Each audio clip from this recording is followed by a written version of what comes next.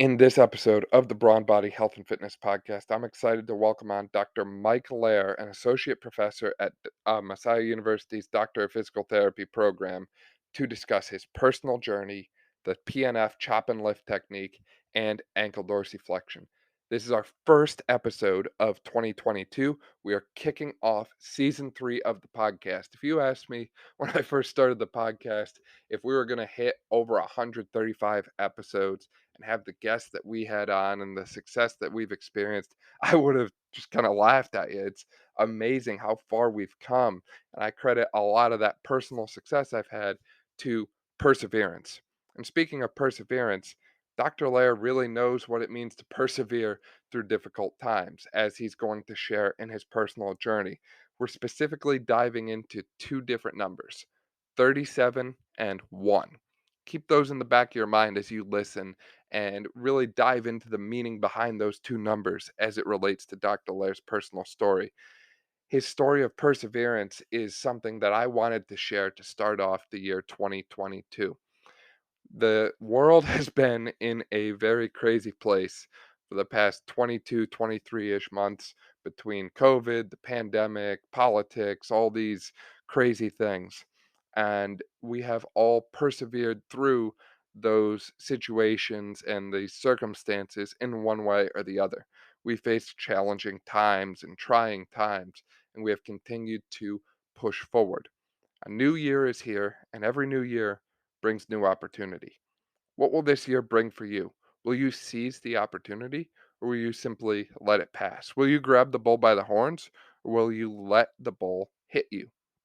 I hope that you choose to hit the wall harder than it hits you this year. And I hope that Dr. Lehr's story of passion and perseverance and going after what you want helps to inspire and motivate you for the rest of this year. Enjoy the show. Dr. Lehr, welcome to the show. Excited to have you on today. All right, thank you. You've had quite the journey. We were just talking about it, from your undergraduate degree in fraternity studies at Lock Haven, to applying to 37 physical therapy schools and being accepted by one. So kind of a what we'd call rough start to literally being one of the most accomplished physical therapists in the whole state of Pennsylvania, doing clinical experiences with the likes of Gray Cook and Kyle Kessel, being mentored by Phil Pleisky. You've really had a impressive journey, to say it lightly. So can you kind of walk us through step by step how you went from Lock Haven to where you are today? Yeah, absolutely. So I would say from my first steps in the journey started with Lock Haven University, and there I actually had my first experience with a mentor, which is nationally renowned Lori Mitchner. She was a PTATC, and actually just going through her class, it was introduction to PT skills and evaluation. In addition, then I spent the first year in their AT program, and at that point, the AT program was basically 4 total years for your bachelor's in AT, and then 2 pre-AT, and then you would apply to the program. So that was my first sports medicine experience at Lock Haven, and really it entailed a lot of, I just appreciate a lot of work that went into just the preparation in terms of going from things to filling water bottles just to observing some examination and treatment techniques in the training room. So I was logging a lot of hours there as well. Now, I will say that based on that experience, I certainly appreciate just how much time and effort needed to be put into that venue. And then I actually got involved in some fraternity life at that point, and definitely had some fun, met some great people. I would say I didn't necessarily go into it for the basically community service, but that was something that has come up before. So and in that regards, and I also realized just committing to my studies as well, I realized, boy, I just couldn't do it all. So that's when I shifted gears and went straight pre-PT, and I basically didn't go the route and didn't continue on the pathway for AT. So I continued with a health science degree. So there, It took me 5 years for a health science degree. And yes, as you pointed out, I would say probably 2 years. I basically enjoyed for fraternity life. And I would recommend if you can have 2 senior years in college in this day and age, that would be recommended as well. But to that end, it did lend itself to GPA that was good, but not great. So basically looking at, some of the work by Collins, and it's, at that point, the competitiveness to PT school, the average GPA was a 3.8, 3.9. It was, and for PT school, graduate school, the average GPA for med school at that point, I looked it up and it was a 3.4. So at that point, and, going in with, not everything's defined by a GPA, but at that point, it was definitely something that was a contributing factor, I would say, for that. And my GPA was a 3.4. So with some science GPA getting up at 3.6. That said, I applied to numerous PT schools over the course of a year and a half after graduation, after earning my bachelor's in health science. I applied to PT school. So that was my actual full-time job, just applying to PT schools. And my part-time job, which, well, it was full-time, but it seemed more part-time based on the priorities of just getting into PT school, was really as a PT aide and tech. So there I was, basically a year, 5 years removed at about 24 years old. And I was fortunate to basically live with my parents for 1 year, working as a tech, making $7.50 an hour. I enjoyed hanging out with my high school friends, certainly at that point, and had some fun there as well. But then I realized that something had to move, and I had to pivot and really, start working towards my dream at that point. I can tell you throughout that journey, I knew junior year in high school that I wanted to be a PT. That came from an injury back in high school. Mm-hmm. I fell in love with it back then. I appreciated how they worked with me to get me back on track with the sport. And throughout that long up and down journey, I never lost sight of the ultimate goal. So that kept me into it. So basically, throughout that summer and that basically and follow-up year, my days consisted of being an aide for, being immersed in the workplace experience in an outpatient clinic, the experiences with aquatic therapy, being able to observe a number of different pathologies and rehab programs in Pottsville, PA, in an outpatient facility. And then at night, if I didn't have a softball game, then at that point, then I went into and really just started applying to PT school. So at that point, it wasn't even a mass application process. It was a paper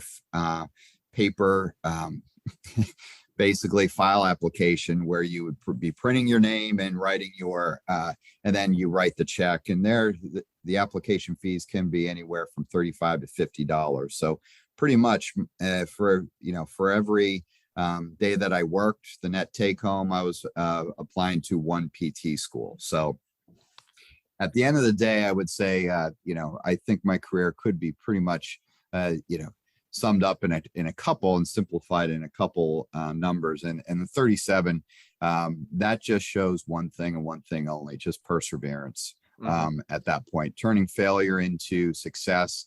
And then at that point, I would say that one is a key number as well. And that's the one PT school that allowed to give me a chance. So that was University of Sciences in Philadelphia, where I was accepted in 1996. So I was accepted in a 5-year master's program, 3 more years to complete it.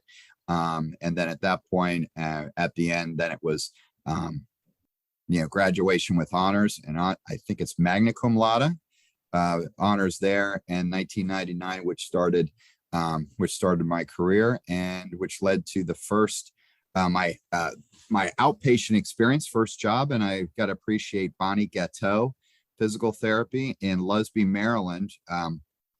And it was a beautiful area just located right by the Chesapeake Bay. in Lusby, Maryland, and I lived in Annapolis, Maryland for 2 years, and Prince Frederick for 2 years. So beautiful area down there. And that's when I really got into, I was fortunate enough to get a job in outpatient PT.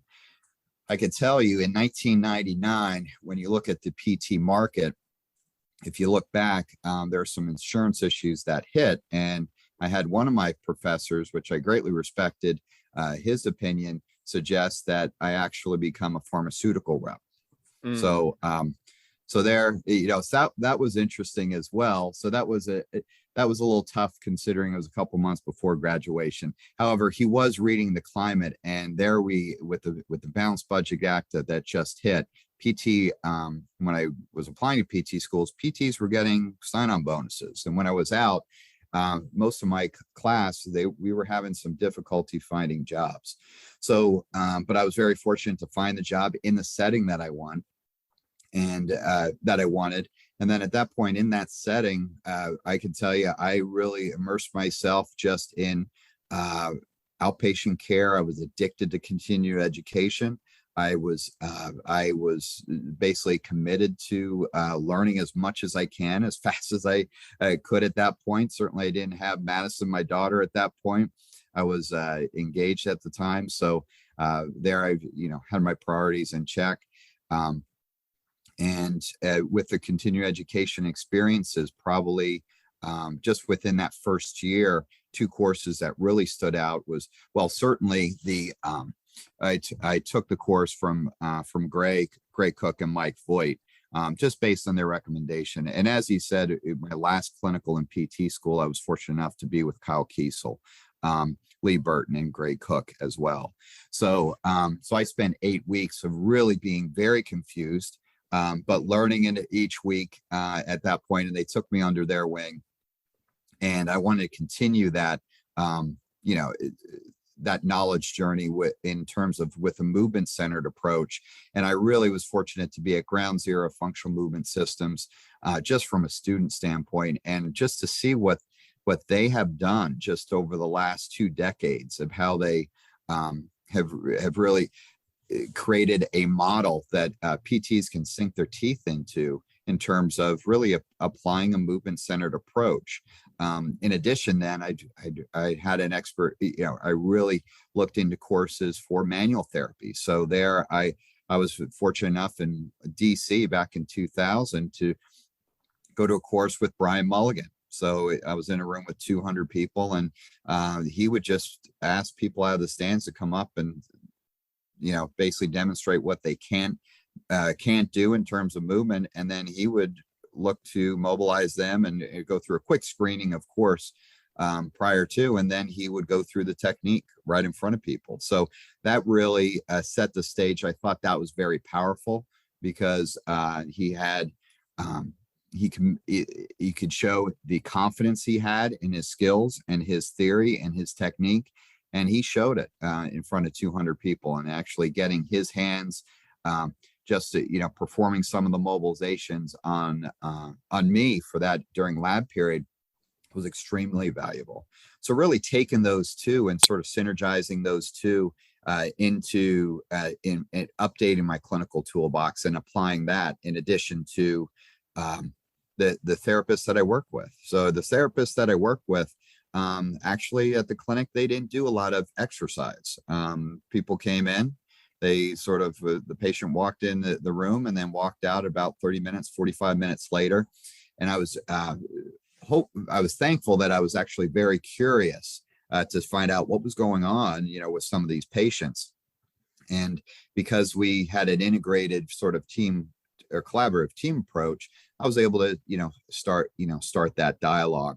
And they were doing a lot of soft tissue work, strain to counter strain, trigger point release, myofascial release. So certainly that was another skill set that just I was able to get from some of my colleagues at that point to add to some of the mobilizations, and then to further expand on the movement centered approach with that. I was down at Coteau Physical Therapy, started up another clinic at that point from the ground up. So I had that experience, was promoted to clinic director, then regional director over 3 clinics. at that point. And so I would say definitely 1 or 2 years, I was thrown in some administrative roles, and I was able to learn that part of the from a part of PT practice from a business standpoint. And then I had the opportunity to move back home. So I originally grew up in Schuylkill County in the Schuylkill, you know, at that point. And I was able to get back home. This is where my family's from. This is where my wife's family's from. So we were able to move back here. And that's when we settled in central PA area. And I was able to get a job back home. So so we moved back home to Pennsylvania, and then lo and behold, probably a couple years later, Madison Lehr comes on, and it basically there. And the job that I had when Madison was born was literally was clinic director for physiotherapy associates. So they were a bigger chain back then, and that was 2004, I believe. So 2004, and then at that point, I was clinic director there, and I basically stayed there. Walked into a clinic literally that had a poor performance from a financial standpoint for years, and a lot of turnover in clinic directors. Certainly, Harrisburg market was a competitive market back then. It's just as competitive now. At that point, so that there I was able to use some of my skills in terms of my marketing.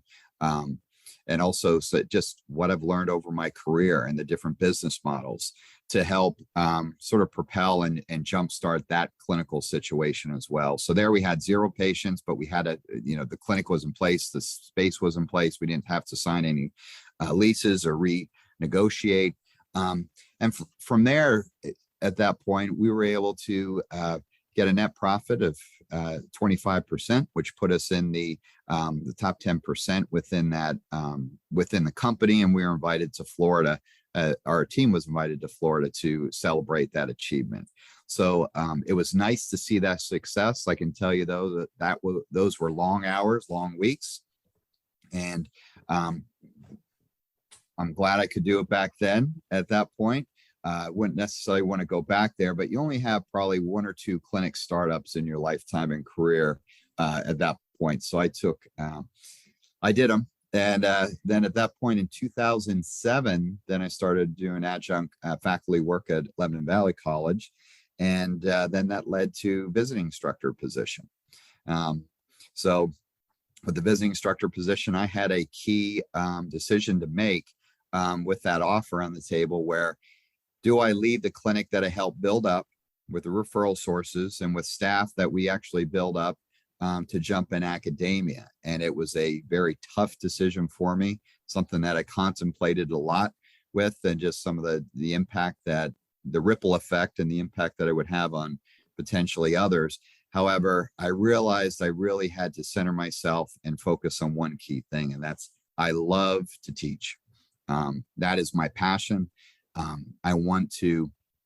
I just wanted to pay this forward in sort of this servant leadership kind of mindset to students, to my fellow colleagues. And I wanted to learn also just the craft of teaching. And just that role just seemed to align and fit with my mindset. So in 2007, at that point, then I accepted the position. After a year, then I reapplied, and I was appointed to assistant professor. And then that was pretty much the story over 15 years at LVC, and continues now at Messiah University for the short and sweet version of that. So That's quite the journey. And one thing that sticks out to me along that whole process, I know you're a big fan of Covey and the 7 habits of highly effective people. I think you hit all 7 at some point in there. You were proactive. You knew from high school that you wanted to be a physical therapist. You had that end goal in mind. You began with that end in mind. So there's our first 2 habits right there. You tend to think on a win-win basis. So you mentioned that you went to different Con Ed courses. you were winning in the sense that you were getting so much knowledge out of those experiences, knowledge that you brought into the classroom years down the line. And they were obviously winning because, well, they got your money. You also have a way to synergize information in a way that many people struggle with. You make connections and have these unique metaphors and sayings to connect what people don't know to what people do know. So whether that's your classic duct tape and WD-40 analogy, or your analogy of the train on the tracks or tracks under the train, things that you said a lot that people often kind of took for granted. But really, the amount of times I've thought of things myself and just thought back to those analogies and said, wow, that really, really fits. You really sought to be someone who understands things and then applied that to being understood by others and having a sharp impact on others. And all that while you were kind of sharpening your own saw, so to speak, through all the different Con Ed courses and different things you were doing.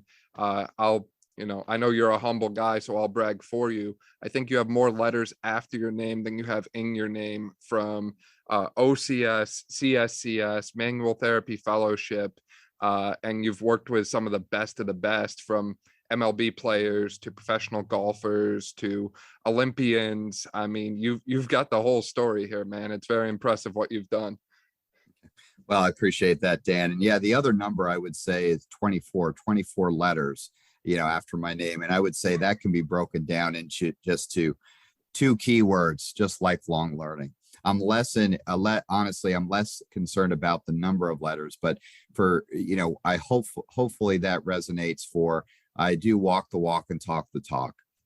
Definitely. So at that point, I want to commit to lifelong learning, and I wanted to expand my knowledge base and use that not expanded knowledge base to serve one of the most important person in the process. And that's the patient or the student at that point. Right. And that's a big piece as well, right? Tying education into your interventions with patients. So I have to ask, that whole time that you were applying to 37 different PT schools to be accepted by one, what's going through your head at that point? Are you just kind of like, still beaming with confident Michael Lehr, or are you just kind of like, wow, this really sucks? Yeah. Well, I would say a little bit in between, but humility was definitely something.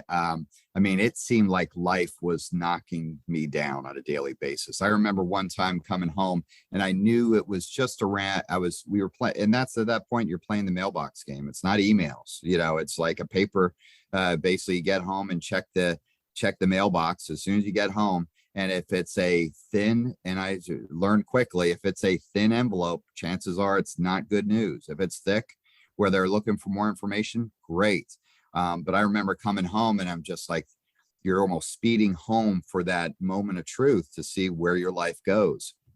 And that was extremely humble, extremely frustrating. And I would say moments of excitement, yes, but a lot of moments where, yes, this sucks at that point. And am I ever going to get out of my, parents' house with a college degree kind of mindset? Absolutely. I will help my dad, and certainly the support from my mom and dad at that point. I mean, my parents have been such an instrumental part of who I am. And I'm trying to pay that forward with my daughter, Madison, just by modeling. But my dad had it figured out. For one, my mom, looked over the application. She was the proofreader, which was good. She was my whole family were educators. My father was a special education teacher. My mom was a kindergarten teacher. So at that point I came from that family. My brother is a special education teacher.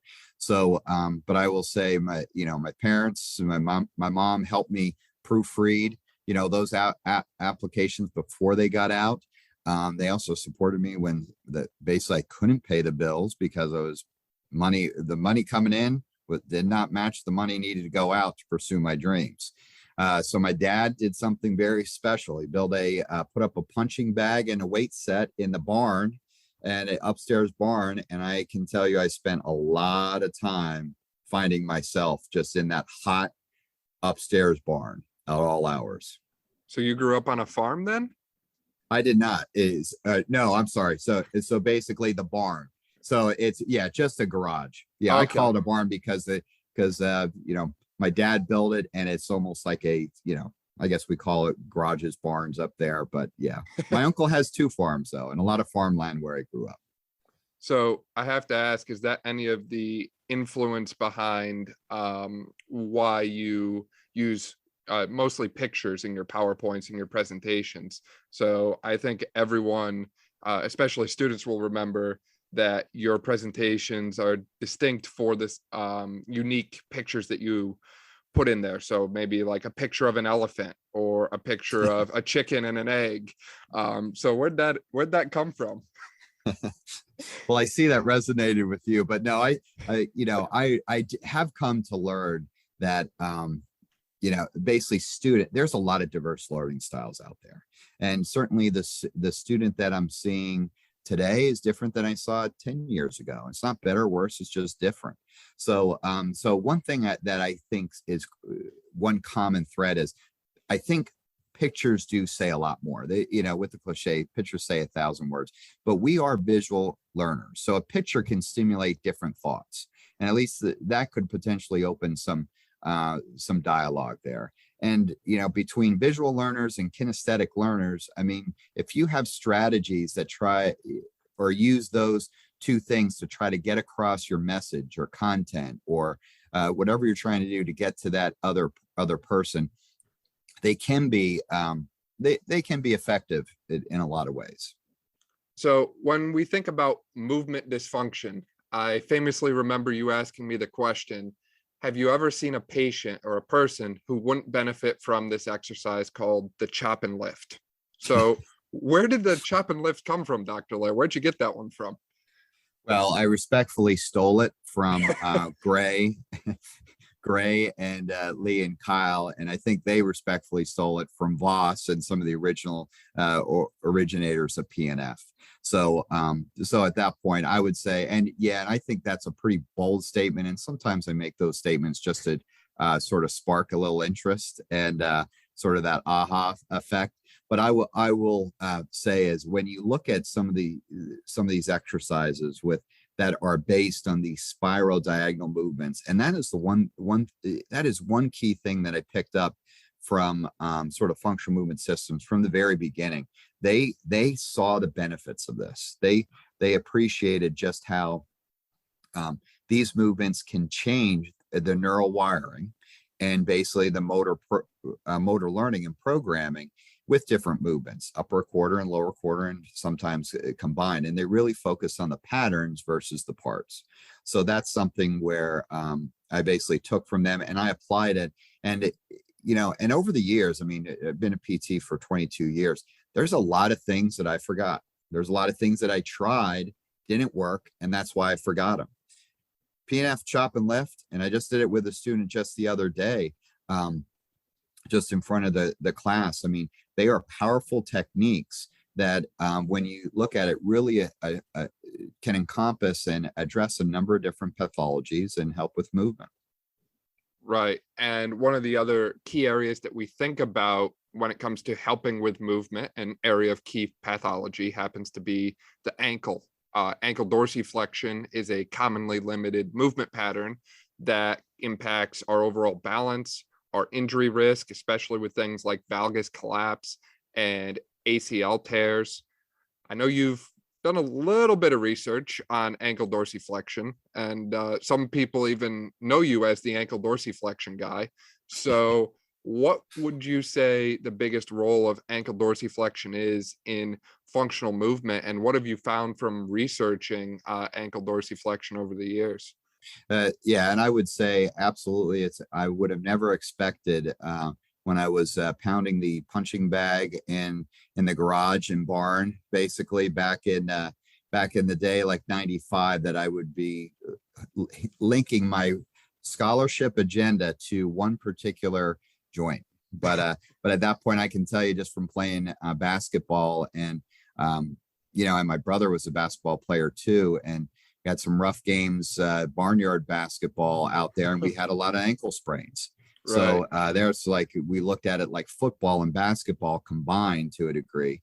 But from standpoint with dorsiflexion, I kept hearing just from my mentors, and really they were the game changers. They kept like a lot of their evaluations included in some way, shape, or form closed chain dorsiflexion, more that functional movement.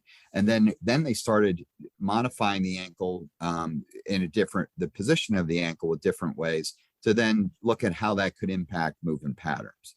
So that has always intrigued me. And then I kept with it, was very confused in the beginning, and then started seeing some clarity with each patient experience, success and failure at that point. And that led to, when looking at dorsiflexion, according with some of the research that we have done, we have looked at correlations and association studies first. So in that regards, we saw a positive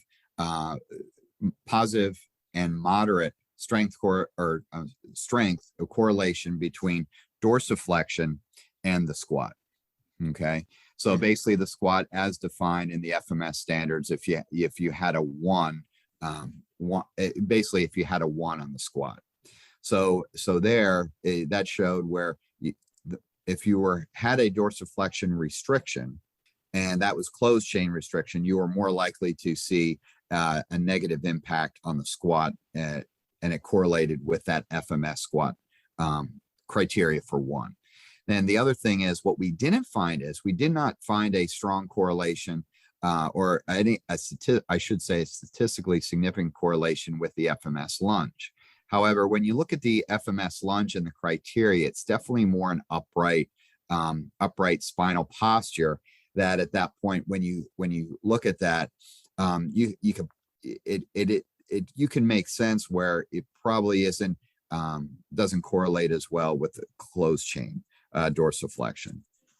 So those are the two key movement patterns. And the other key outcome measure and movement pattern that I really have spent a lot of time with, and that's thanks to Dr. Phil Plisky, is just his work on the Y balance test. So the Y balance test, upper quarter, lower quarter, I was able to help those guys out in 2012 with some MLB screenings as well. So really what I just like that as sort of like that functional goniometer kind of thing. You can objectify their balance. It's certainly a quantitative test.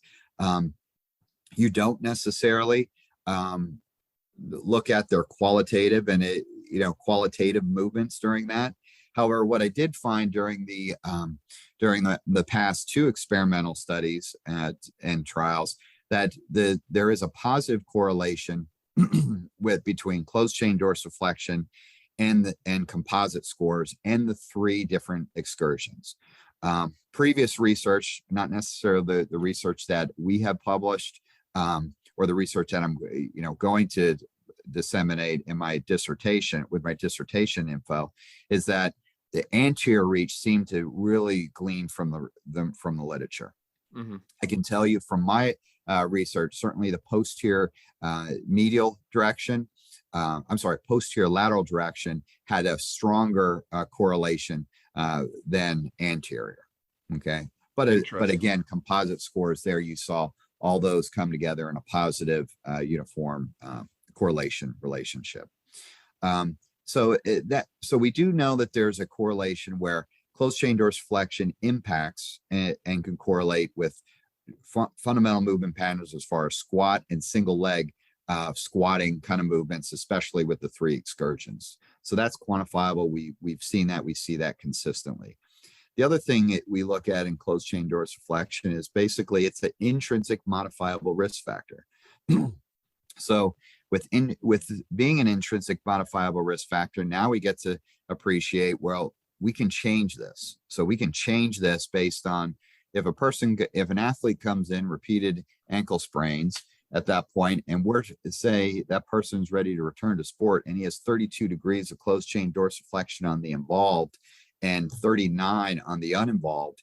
Well, there we're basically leaving things on the table, and basically we're looking at releasing that person to the trainer, back to the doctor, saying they're ready to return to sport when really they're at increased risk for further injury.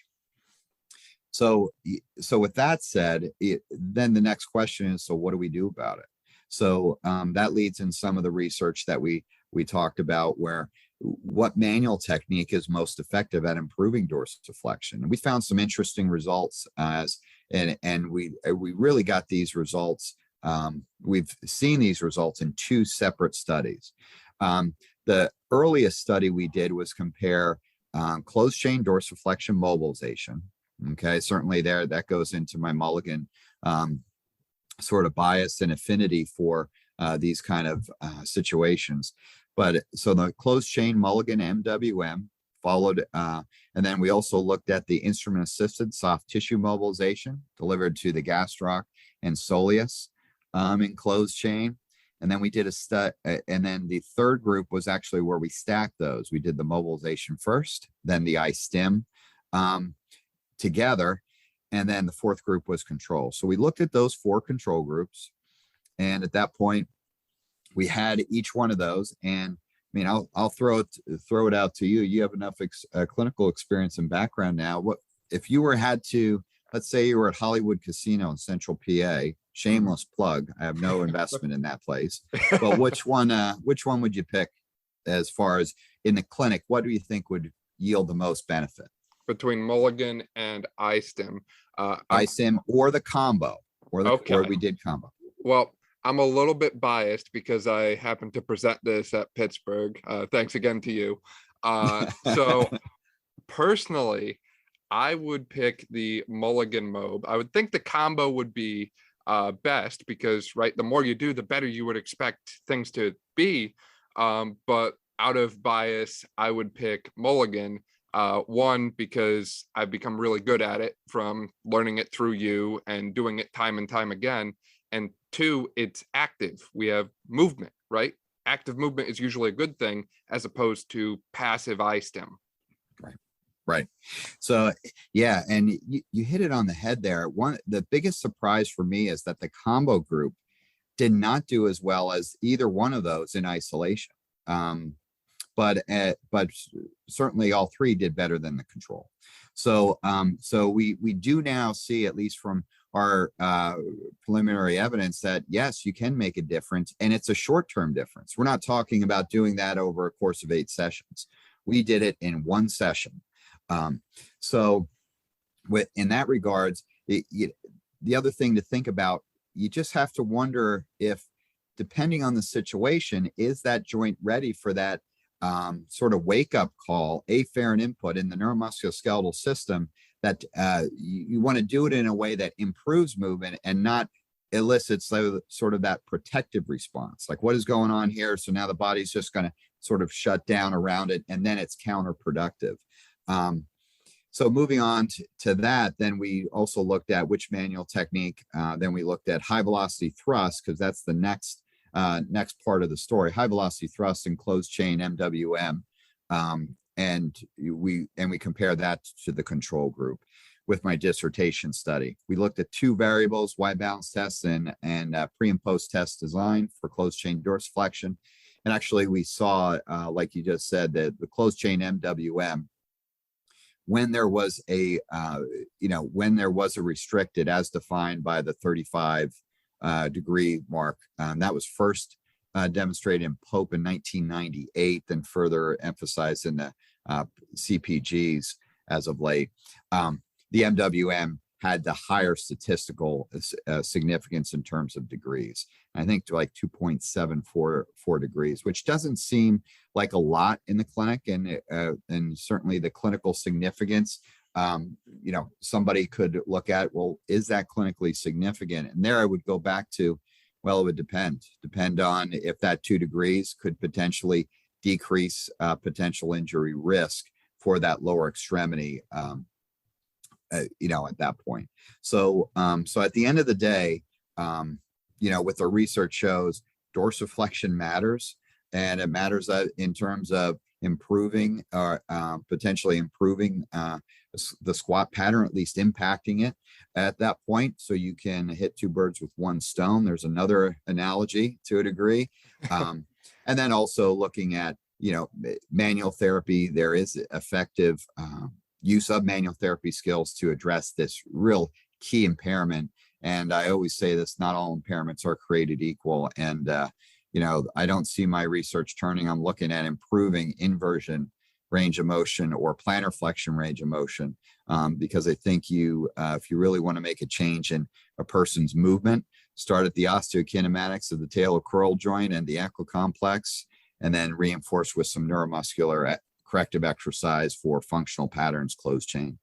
Right. That's huge, is making sure that those new changes that you created passively stick in a active sense. And that's again why we see the Mulligan mode being so effective, because it combines the passive and the active in one. I'm curious, what's your kind of theory on why the combination wasn't so effective? I have a couple thoughts of my own, but is there any key Sure. finding that you took away from that? Yeah, and that was the biggest surprise for me. And actually, I had to, sort of go back and talk to some of my mentors with it. And some of the answers there was it was just, could potentially the neuromusculoskeletal system of with different individuals may not be ready for that kind of extra input Mhm. into that system. And then the default would be sort of just that protective response in a way, Right. if it's too much. So there you go into, it's more than just a science. It is an art of PT, and certainly manual therapy too. You have to really gauge how much is too much, and how little is too little. And that again sounds like so vague, but what I've seen just over the career, when you really get competent, proficient, and in these manual skills, it is somewhat addicting, because you do want to help people. So you want to see that improved movement at that point. And so with that, I would say, even though you can, doesn't mean you should, kind of thing. And there you go, pre and post test, and really read your client. Right. And the other thing I thought about too is potentially a therapeutic window, kind of what we think about in pharmacology applying to manual therapy. You said it yourself. How much is too much? If we give too much, then maybe we start to see side effects, kind of like we would in pharmaceuticals. So I have to ask, is there any closing thoughts or closing remarks or any big takeaways you want people to learn from your own journey and experiences? Yeah, absolutely. I would say persistence, know your dream at that point, persist in your dream, realize you're going to get kicked in the teeth, you're going to get knocked down at that point. However, with persistence and your commitment to whatever you pursue, at that point, stay the course. And with that, you're going to be bigger, stronger down the road for it, and realize you're not in it alone. You need to surround yourself with mentors. You need to surround yourself like students who push, such as yourself.